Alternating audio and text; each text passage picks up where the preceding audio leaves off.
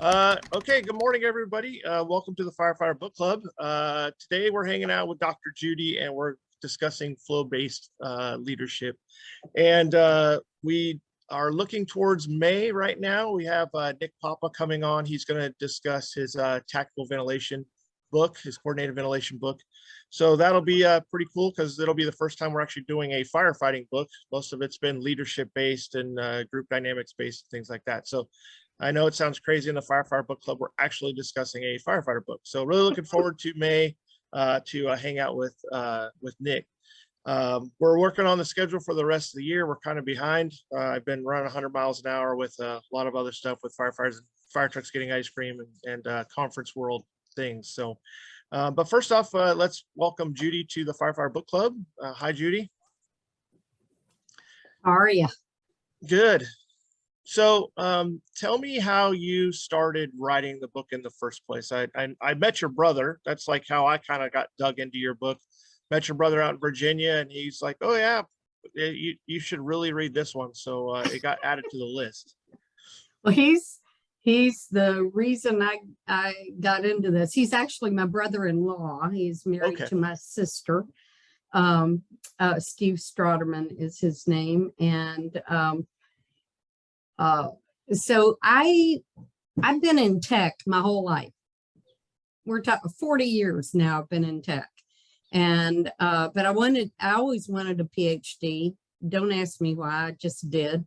But I did. I was late in life going back to school, and I had run my own business. I had been a technical writer for a long time and a programmer and all this, and I really didn't want to get an MBA or a PhD in business. It was like I've been there, done that kind of thing. And I was interested, though, in how people make decisions.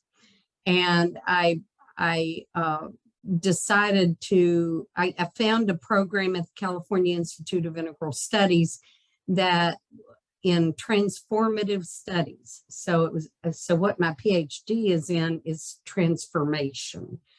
And there's actually a whole body of literature on transformation.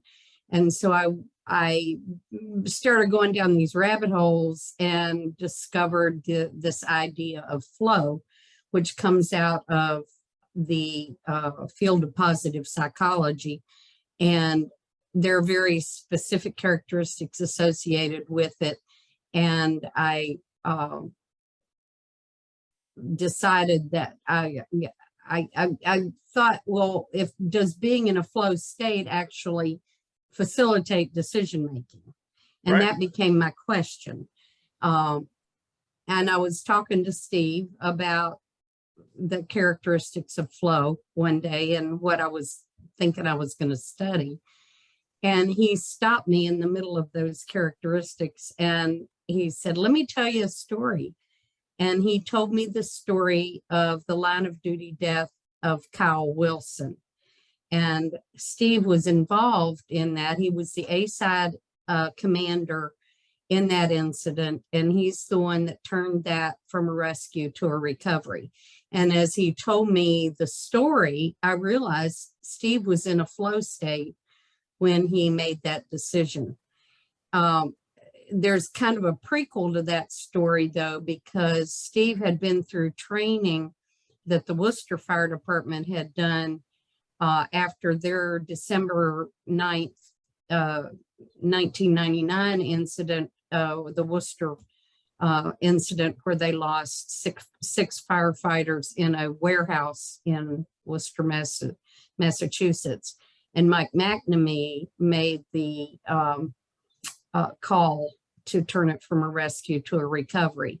And so he told me that story also. And all of a sudden I'm going like, I wonder if looking at firefighters in the midst of a critical incident while in a flow state would give me the answer to my question.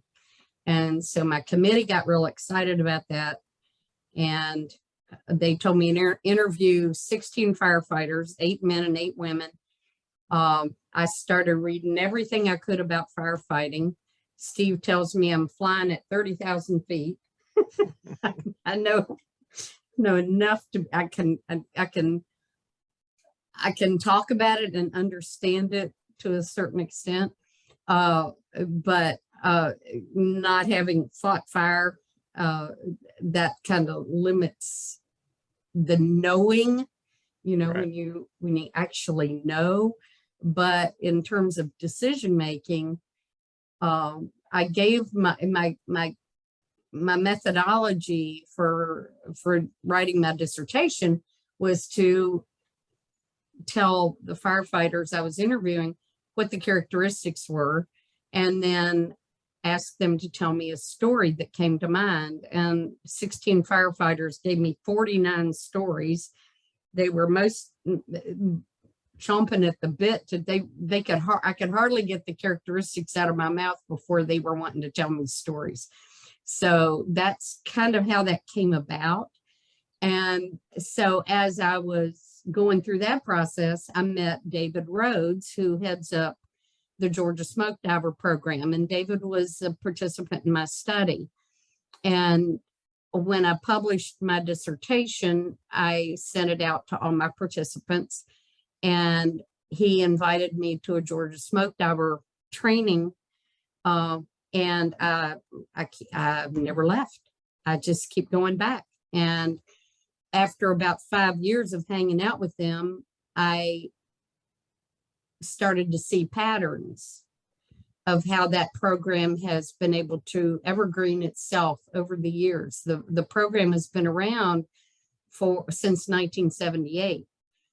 So how do you evergreen an organization over time? It's all volunteer. I mean, they're structural firefighters, and most of them are paid, but they are their participation in this program is a volunteer kind of thing. The instructors don't get paid to instruct.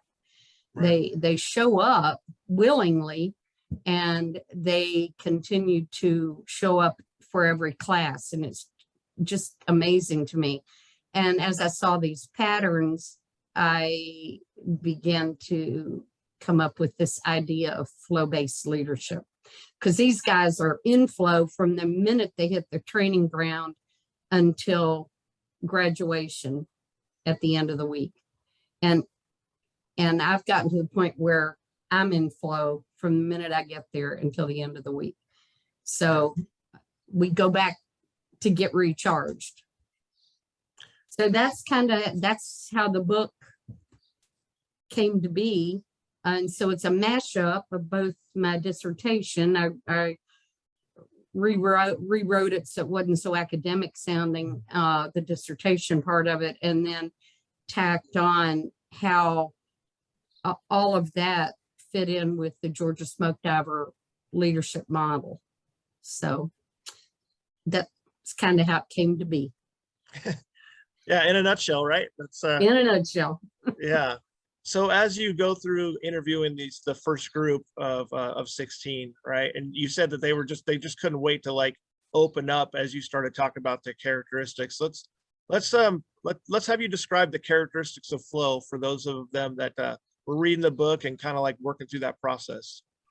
Okay, flow is that place where you are working toward clear goals and you are receiving feedback in the moment. There's a lot of opportunity for decisive action. The idea of action and awareness merge. It isn't one happens and then the other. They're like the same thing. There's a loss of sense of self. You're outward focused. There's a feeling of being confident in what you're doing. There is a time morphs. It either there's temporal distortion is what that's called, and some people think it speeds up, some people say it slows down, some people have no sense of time. Rich Gassaway told me a story about how he kept, and Rich was on your show 2 times ago, I think, and yeah. Rich told me a story about how when he gets off the truck, he keeps thinking they're not moving fast enough, but he knows they are. You know, there are things that you have to do when you arrive on scene, and they're doing it. They're doing it, and they're doing it as fast as they can. But in his mind, everything has slowed down to the point where he feels like they're not doing it fast enough. So that's what temporal distortion is. And then that the last thing is you do it for the sake of doing it. And that's the word is autotelic. The task is autotelic. And I've met so many firefighters who say they have the best job in the world. They would do it no matter what. I mean, there's a love of the job that I've never experienced in any other profession that I've ever messed with or participated in. And that is attractive. You know, the fact that firefighters do what they do for the love of what they do. And that's the essence of being in flow. It's the intersection of skill and challenge. So at any level of skill, even if you're a beginner, if you're challenged in the moment and you feel like you can do the job, you can drop into flow. But when we get anxious, let's say you're doing something and all of a sudden something comes at you that is that you've never seen before, and it makes you feel anxious. Anxiety will pull you out of flow. The other thing that will pull you out of flow is boredom. You're doing something that is routine and you do it over and over and over again, and you just get bored with it. You're going to drop out of flow. The way you mitigate that to stay in flow is to challenge yourself. So another Rich Gasaway story was that his first really big fire, when he rolled on scene, he thought it was one building, it was 3. And he said to himself, okay, I know how to do this. I've been trained to do this. I can either lose it or I can step up and do what I know how to do, which is what he did. And there was a good outcome. So he challenged himself in the moment but you have to be self-aware, which in situational awareness, you have to be aware not only of your surroundings, but how you are feeling internally. So I'm going way off. I can talk about this for hours. So you might have some specific questions. No, that's okay. So how did you get connected with Rich in this whole thing? Whenever I meet with somebody, I'd say, who do you know? And it's called a snowball participation, or finding participants through a snowball method. And actually, Steve was at a conference and he texted me and he said, you can live stream this guy right now. And it was Rich. And so I reached out, I live streamed him and listened to him. And then I reached out to him and asked him if I could interview him. Yeah, he's definitely one of the ones that's pushing the situational awareness message out there for firefighters that we don't really hear enough as we should. So, right. And as you go through the process of interviewing more and more people, there's a lot of stories in the book of things that you've heard about firefighters being in a flow state. What's some of the other ones, or one that you could decipher that that stood out the most to you, like thinking about how it all connected? Oh my gosh. There's a ton. So there's a ton. Yeah. Well, the Worcester Fire was Mike McNamee. That one's kind of a neat story, the follow-on story to that, because I was doing a tech project in Boston, and during the time that I was working on my dissertation, and one of the women I was working with, she said, and I didn't know where I was, I flew into Boston, drove to the location, and just did the work. And one of the ladies asked me about my PhD, And I told her about the Worcester Fire, and she said, you know, you're in Worcester County, right? And I went, no.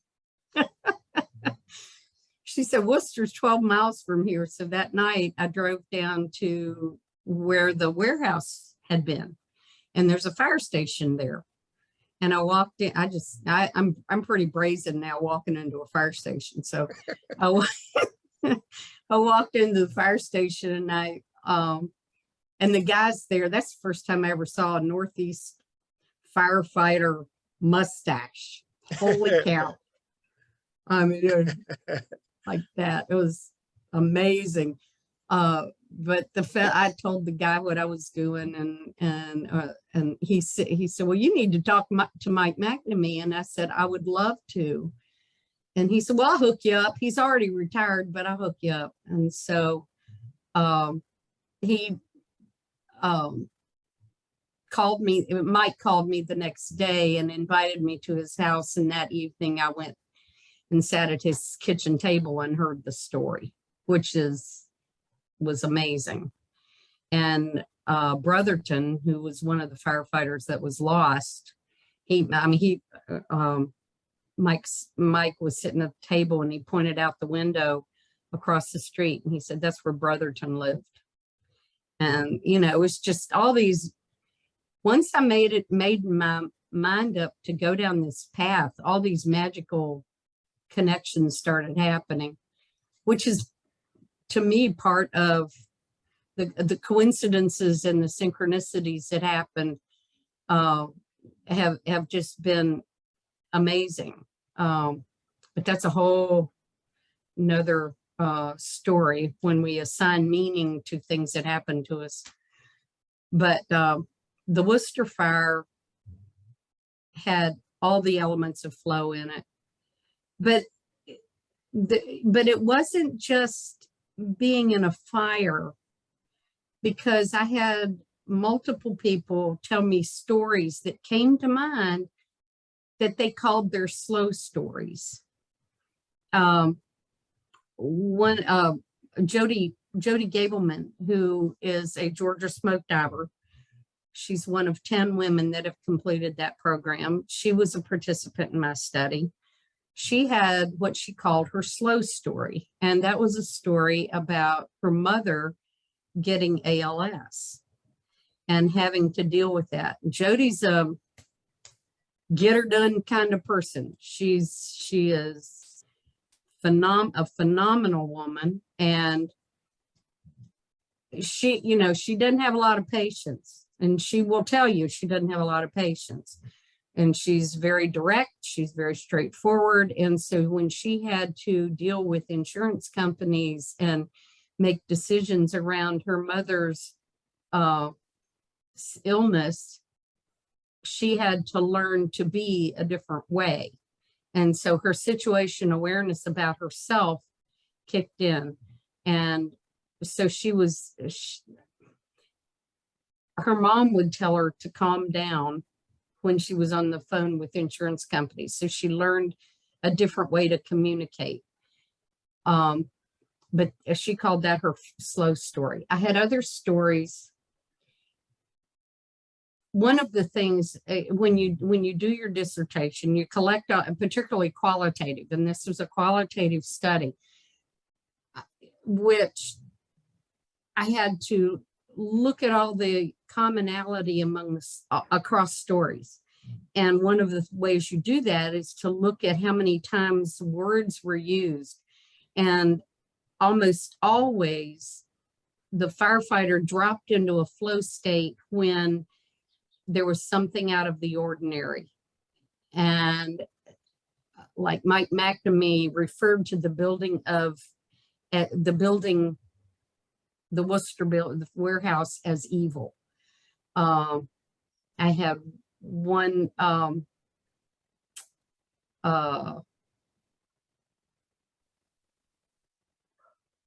it's when, like when you roll up on scene and there's a woman in the driveway screaming, there's probably a child inside, right? Right. But what happens when you roll up on scene and the woman isn't screaming? That's different. And that clicks in as the challenge that drops you into flow. So, and there was one like that where when they went in, it was the first case of shaken baby syndrome that they had found in that particular county. I think that was Denise Pouget who had given me that story. So it was the out of the ordinary ones that caused the firefighter to drop into flow. Or they'll say it was a wild night, or I'd never seen that before, or with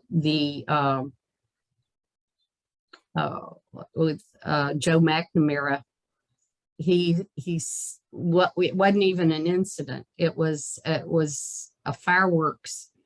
It was a 4th of July party that he went to, and he went down, and it was on the lake, which is near where I live. Joe lives near me, and they had the people doing the fireworks had set up the fireworks in these sonotubes, and they were too close to the house. And he came, and they were too close together. And he went back to his family, and he said, "We're getting out of here because this is not going to be good." And when he said that, one of them fell out of the tube, lit all the others, and everything went flying. That was something he just noticed, that it was out of the ordinary. And he went into that flow state before it even triggered. So there were, it's when you pay attention and something is not quite right.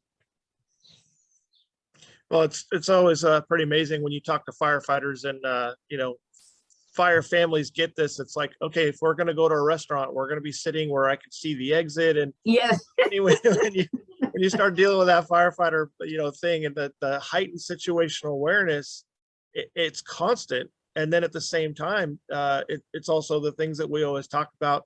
You're on duty for a couple of days, and then you get home, and even if you weren't busy, you're still like wiped out afterwards. Right. That constant state of just watching and looking and the sleep deprivation because of that is a huge issue, because you don't. That was one thing I asked Jody about when she retired. I said, "What is it you like about retirement?" And she said, "I can sleep." Yeah. So. Well, the other thing we often talk about with situational awareness is, the recognition prime decision making. Right. And clients referenced in your book, and that goes back to what you're talking about. This is something I've never seen before. This was unusual because we usually make decisions based on at least something close to what we've seen before and apply that. So, when you start talking about getting in the flow state, it's because you're going out of that unconscious competence mode of, hey, I've seen this before. I can just work through the process of doing what we always do. Right. And that is that recognition primed decision making. To recognize something, you have to have experience. Nobody can tell you, or we can convey in what Klein calls slides, and share those slides with the people that we work with, but to actually experience it. David Rhodes told me about an early story that early in his career, he went in a bedroom window and he pounded one time with the halogen, I guess it was. He pounded one time and it held. And then, so he went in through the window and fell through to the basement, and because he didn't pound in multiple places. So at SmokeDiver, and I'm sure that everywhere else too now, they pound in multiple places before they actually go through the window. I mean, something that what you'd think is that simple could kill you if you didn't do it. So And that's why you train. The Denver drill is an amazing example of how, I mean, that's taught all over the world. And it's called the Denver drill because it happened to a firefighter in Denver and he died. And, you know, how do you get out of that kind of a situation that's so narrow? And yet he was right next to the window and he couldn't get out, and they couldn't get him out. But you do it over and over and over again, and you get ideas from other people, and you train with other people and they give you ideas, and that's what is going to enable you when you get in that tight spot. And it might not be exactly like the Denver drill, but you will have already gone through that kind of, you can recognize it as being a place where you might be able to think more creatively to get yourself out of that situation. And it gives you the confidence to do that. Yeah. Well, and it's pretty amazing, like the network, even you said the snowball effect of you just interviewing somebody and that would connect you to somebody else. And it's the same way with the way we share. Like you said, your brother-in-law had a slide carousel because he was able to tap into Mike's experience that he had. And, right. Yeah. So I think it's pretty amazing. Like when and you're seeing it kind of firsthand, it's like, it's amazing how you can literally go across the country connecting just firefighter to firefighter, and all of those people that are involved in some sort of training like that. You know, Dave Rhodes had a major event where he fell through the floor, and that's why he's part of Georgia SmokeDivers. Rich Gasaway, same thing. He fell into a basement early in his career, and that's why he's so dedicated to what he's doing. I got trapped in a garage on a wildland fire over 15 years ago now. And, wow. And it's all the reason where it's amazing when you start talking to some people that are heavily involved in training or sharing their stories and things like that. It's because they've had some type of situation. Exactly. Yep. And training, you get that muscle memory. And it's Smoke Diver, and they may do this at other trainings. I can't say, I can't do a big comparison. I've been to Flames, which is a real intense program here in Georgia. It's only a 3-day class, but you hardly get any sleep. It's the one where you're sprinting. Smoke Diver is more of a marathon. But there's within Smoke Diver, because it's 6 days, they train on basics the first couple days, you know, without gear initially, then with gear, then with flame, then with smoke and fire and all kinds of stuff. As the training progressively gets harder and harder. And that's how you get that muscle memory. You do the same thing over, you know, do a hot bottle swap. You do it while you're looking at it. Then you do it with your face mask blacked out. And then you do it in smoke, and then you do it in fire, and you get it, because each level adds a new level of stress to you. So you want to be able to, and that's what being in a flow state is about, is to be able to do it at each one of those levels. And then when that thing comes at you that you aren't expecting, you can address it because you got muscle memory to do the rote stuff. You know how to do a hot bottle swap because you've done it so many times, and something happens over here. Kevin Wells told me about a situation where when he came out, when they were doing cleanup later, he realized that where he was in the house, there was a stove hood hanging by a thread, and if it had dropped, it would have killed him. So that makes him look a little bit more, but he didn't notice it when he was in there because the smoke was so thick, you know. So it's experience and experiential training that's going to get you through it. Yeah. So. And obviously training is going to help you get in the flow. What's some other things that can help you actually get in the flow for those types of situations besides just preparing? It's different for everybody. Everybody always, that's my next book. I've been working on that. It's called Flow Triggers. You know, how can you consciously initiate flow? And it's possible to do, but you have to know what your own flow triggers are, and everybody's are different. And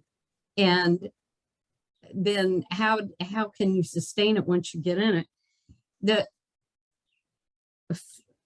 How you transition into flow is that you are outwardly focused. You're not inward. You're not looking inward. You're not trying to, you've got all your attention going outward. In fact, studies have shown that when people are in a flow state, the proverbial they, there have been studies that of nuns who are praying, monks who are meditating, you know, they put them in an MRI machine, I guess, and the frontal lobe turns off. And that frontal lobe is how we separate ourselves from one another. When that's turned off, we feel like we're one. So that's kind of, and what happens in flow is we want, or how you trigger flow is you have an outward focus. And you are working on the obstacles that might be coming your way. And so that's how you drop into it, but everybody's trigger for that is different. I can get into flow just by talking about this stuff. I can also, like when I'm writing, if I'm stuck, I can turn on some music, and if it's specific music, it'll drop me into flow. And that's how I consciously do it. Playing with my great-grandchildren, that'll drop me into flow. So you have to pay attention to what drops you into flow over time. Now, two of my guys that are best buds in the Georgia SmokeDiver program, Cale Hamilton and Jason Owen, when they read my book, they came running up to me at one of the classes and said, Miss Judy, we drop into flow because when we arrive on scene, we just look at each other and say, let's go. So they figured out as a team how to drop each other into flow. Oh. They didn't know they were doing that, but that's how they got into that zone where they were in flow. So you have to kind of pay attention to the next time you find yourself in a flow state. You might be doing something like gardening or mowing the lawn or playing basketball or whatever. Pay attention to what is around you, what has happened, what's the temperature of the air, who are you with, what do you hear? Pay attention to all your senses and see what it is that dropped you into flow. Is it the challenge? Is it the environment? Whatever. So, yeah, and I guess I need to start learning how to get into flow more when I'm trying to do the book writing. You're talking about getting into flow there. Because writer's block is definitely a horrible thing for me sometimes. Mm-hmm. But now, there was some other people that were actually researching this flow stuff that you reference in the book, you know, right. And where were they doing their research before you got into like doing it towards firefighting? No, Mahai Csikszentmihalyi is called the father of flow. He did a study on optimal experience. It was originally called optimal experience back in the 80s. And he's the one that defined the characteristics of flow. and it was a quantitative study that he did. Martin Seligman, who was, he also has done flow studies. I'm not as familiar with his methodology for doing, for studying. And more recently, there's some other people that are doing it. Stephen Kotler is doing some. But there are people that there are actually conferences now you can go to where they claim you can get into a flow state, but they do it by doing extreme sports. And what that does is it introduces something out of the ordinary, but you can hurt yourself. You know, I mean, it's jumping off a mountain in a flying suit might put you in flow for a minute, but if you slam into that mountain, that doesn't help you. How do you, I am interested in how the everyday average person can get into a flow state without microdosing. There are some people that do it by microdosing LSD, and that's a thing. And that you shouldn't have to do any of that. Getting into a flow state doesn't require drugs. It doesn't require jumping off a mountain or dropping out of a plane, although it could. I mean, all those things put you in flow, but most of us aren't doing that all day, every day. We're doing what we're doing, right. You know, so, well, let me give a good example out of fire service. I know guys who absolutely hate PT, but they know they need to do it because they have to, it's a physical job. They have to do it. So how can you turn, if you don't like doing PT, how can you turn PT into a flow state? If you start recognizing how good it makes you feel afterwards, how taking care of yourself makes you feel, eventually doing those things will become another flow state. Does that make sense? Yeah. Okay. So that, I think when because there's a lot of preparation work sometimes that we have to do. Like, I enjoy playing the piano, but I absolutely hate doing scales. So doing scale to get better at playing the piano, but I'm working on my current little project is to practice doing scales and making it fun so that it becomes a flow state. So then you get better at that, and then doing the other stuff gets even better because you are better at doing the scales.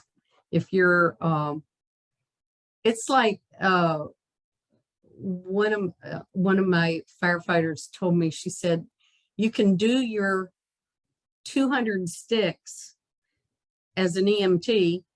You can do your 200 sticks to get good at injections, but until you can do it in an ambulance going 100 miles an hour and the patient is seizing, you don't really know you can do it like it needs to be done.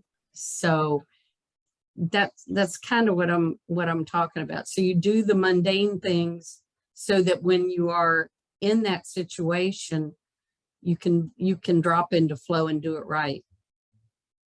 Yeah. Yeah. And I guess when you start looking at firefighters, you talked about the focus goes outward and you stop really focusing on yourself, right? Do you believe, as you're doing your research with firefighters, because most of the time they're in that zone of helping people and not really worrying about their safety as much, they fall into it a lot easier? Yep, I do. I really do. Well, that was one of the things that was so attractive to me, is that you have I could have looked at, I mean, Gary Klein has looked at firefighting and military. And I mean, I could have gone and looked at military, similar kinds of decision-making processes and that kind of thing. But what was attractive to me about you guys is that your enemy is not a human being. It's destruction and death and that the human being is who you are trying to help. And that was what attracted me most to looking at you guys. Yeah. How many years have you been to Georgia SmokeDivers now to go watch that? I have been to, let's see, I've been going since 2011, and I've been to multiple trainings, and they now have I've been to the birth of Indiana Smoke Diver and the birth of Oklahoma Smoke Diver, which are both offshoots of the Georgia Smoke Diver program. So and I've been to multiple leadership conferences that they've done. So let's see. So they just did class 60, and I started at 44. So Wow. what is that? 16 trainings with Georgia, Oklahoma, 17, 18, 19, 20, 21, 22, 4 leadership conferences. So that's how many I've been to. Now, when you're going to Georgia SmokeDiver, are you still interviewing people as you're going and working towards your new book? It's kind of, no, this is, I mean, I do, but that book is, I'm to the point where I need to start interviewing people. I've been focused on background kind of stuff for the last couple years. I thought I'd get it done during COVID, but I couldn't write a thing during COVID, and that was very bizarre. But no, what I have now, I kind of de facto became a documenter in terms of photography with the Georgia Smoke Diver program. I mean, I don't go there and take pretty pictures. I document the journey of the student, and I can't go in the burn building. You know, I can't do inside stuff. But what I do is document the faces of the students, because the faces change. Rhodey told me this at the first class I went to. He said, watch their faces. So I took pictures to track that. Now I have over 50,000 pictures, and I'm going through them. And what I'm working on is a photo ethnography of the group. I don't know where that's going. I don't know if it'll end up in a book. I don't know. Every now and then I'll sit down and I just go through the pictures, and I have some amazing pictures of these guys. So, but there's also, every time we have a class, we add another 20 to 30 people to the roster. And there's over 1,100 people now that are Georgia Smoke Divers.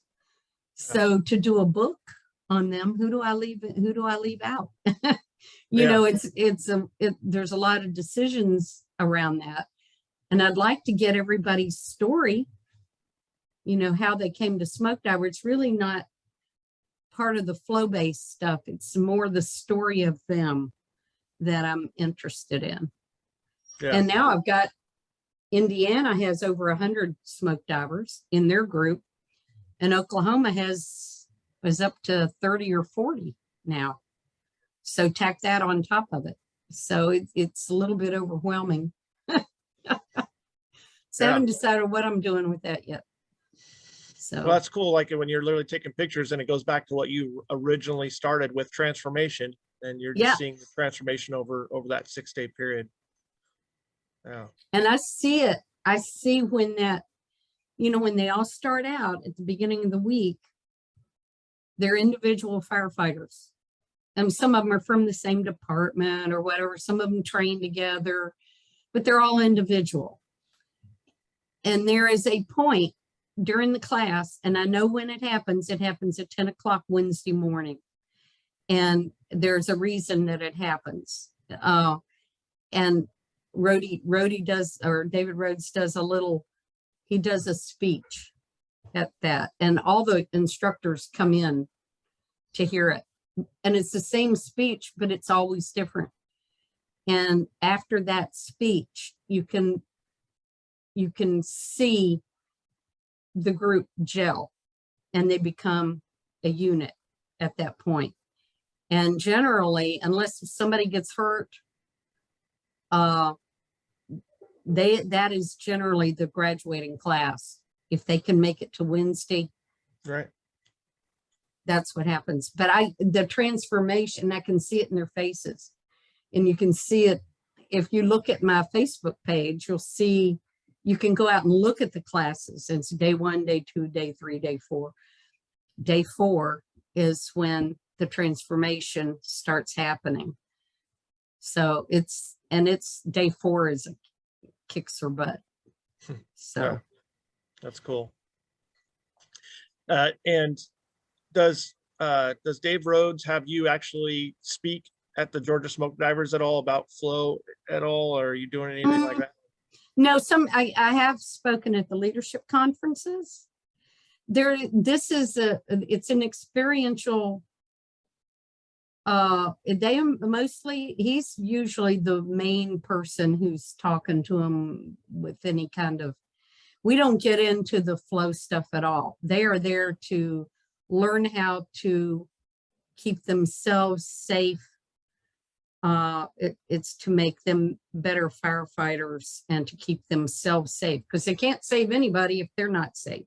Right. So that's kind of it really wouldn't fit in with what they're doing.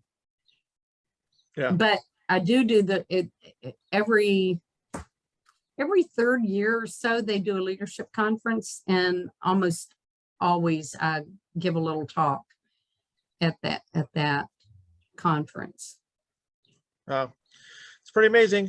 Glad you're in the fire service family and trying to help us through all this stuff, and get a better understanding of when we're not understanding what we should be doing. But I know that when I was reading it, looking back at my entrapment, there's a ton of stuff where I could tell you, like, okay, that's where I was in the flow and trying to make decisions in a bad situation. So I appreciate it. It was good stuff for me to reflect on what I'm doing and what I did. I did go into the burn building in full gear at one point. The first class I went to, Rhodey came up to me and he said, "Do you want to go in?" And I went, "No." and then he said, "Okay." He kind of walked over to the side and he's looking at his clipboard. He knew I was going to say yes. And I thought to myself, he just left me alone. I thought to myself, okay, how can I even begin to talk about this stuff if I haven't done it? Right. So I went over and I said, okay. And within seconds, no lie, I swear to God, those guys, they had something they had all the gear for me. They were sitting there, they were around the corner waiting for me to say yes. And they had me suited up in 30 seconds and showing me how to use the face mask and the whole bit. And then Charlie, I told Rhodey, I said, I want the biggest firefighter here to go in with. And so he gave me Charlie Long, who was 6'4". and Charlie's put his finger in my face. He said, "Don't pull off your face mask." And so he took me in, and I was in there for 15 minutes, which seemed like an eternity. But I called my brother-in-law, said, "Now I'm flying at 20,000 feet." That's cool. So Judy, you brought up one thing, and a lot of the people that are on the book club are either already fire service authors or they're looking to become one.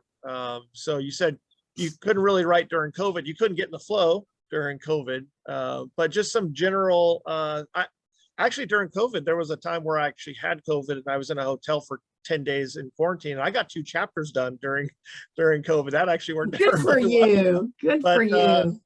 But any advice you can give the group as far as just writing and doing all that?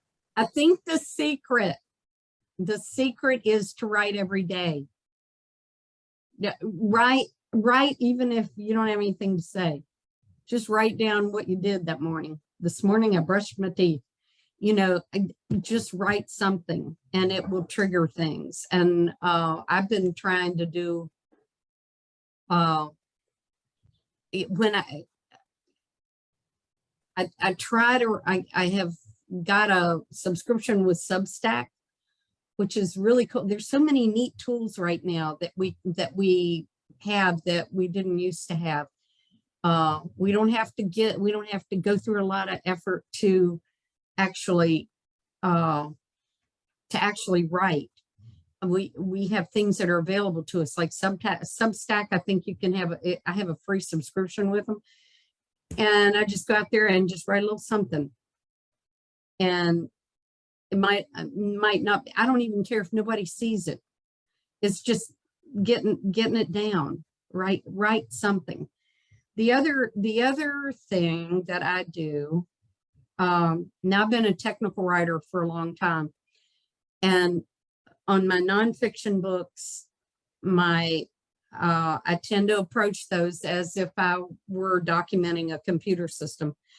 I come up with an outline, and then I just start fine-tuning the outline to the point, and then you can pick, once you get your book outline, you can pick little pieces that call to you that day. I'll often I write my introduction, which might morph over time, but sometimes if I get stuck, I read my introduction again because it keeps me on point. This is what this book is about, and it keeps you from going off on some kind of a tangent. And if you do go off on a tangent, I would recommend having a separate folder called your stone pile, which are things that you might have written that don't really fit into what your book is, but it's good stuff. You know, you don't want to lose it.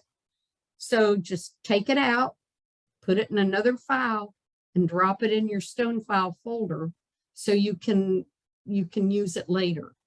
The stone pile metaphor comes from when you're building a wall, you know, by hand, and you pick your stones that you put on there. And these stones over here are pretty, but maybe they don't work right here, you know. Right, so right. That's kind of the metaphor to use. But I kind of, when you're writing a book, the book's going to have a whole lot of different things in it. So if this doesn't talk to you today, go down to this one. You don't have to write it linearly. Yeah, you can write it, and then what? Writing linearly? No, going back and forth. Oh, and like, going back and forth. Yeah. Yeah. That's yeah. Even even Grammarly for me has been huge, just to forcing me to write proper. Absolutely. That's one of those tools that, you know, that we didn't always have. Yeah. Just technology has facilitated that. Yeah. But I mean, that just write. That's it. Keep writing. Well, the first part of the book club is just to get them to read. Now you want them to write every day too. So that's been the best part of the book club. That's a good point, though. When I get stuck and I can't write, I'll read. And there's a I don't know how new it is. It's new to me. It's called medium.com. And people go out there and write, and you can write to that. Medium and Substack. People are just putting stuff out there. Just go out and read somebody else's stuff. Yeah. You know, I mean, it doesn't have to be, and it might jog you into thinking about, well, and it's not that you don't have to worry about being right, because I used to tell my students this, you know, they were always wanting to save the world with their writing. I'm going like, or they wanted original. Remember in school we're taught your work has to be original work, right? Nothing is new under the sun. Shakespeare said that, and he was so right. Nothing is new. Somebody else has thought of that. What is different is how you interpret that topic. Right. So by virtue of the fact that you are writing on that topic, it is new. So, and just trust yourself. Yeah, that's awesome. Thanks, It's Judy. I all, appreciate we're it. all valid. Yeah. Well, once again, thanks for being that author that you are, and continue to write for all of us so we can read something in the book club. And again, thanks for being part of the Fire family. Well, thank you for letting me hang out with you. Well, I love it. You've hung out with plenty of people before me, so it's definitely glad to have you on here, and it's been a good time. Sorry I was late, just trying to deal with fun life stuff, but I will probably see you out on the circuit sooner or later. Oh, I hope so. I hope so. All right, good seeing you. Everybody else, we'll see you next month.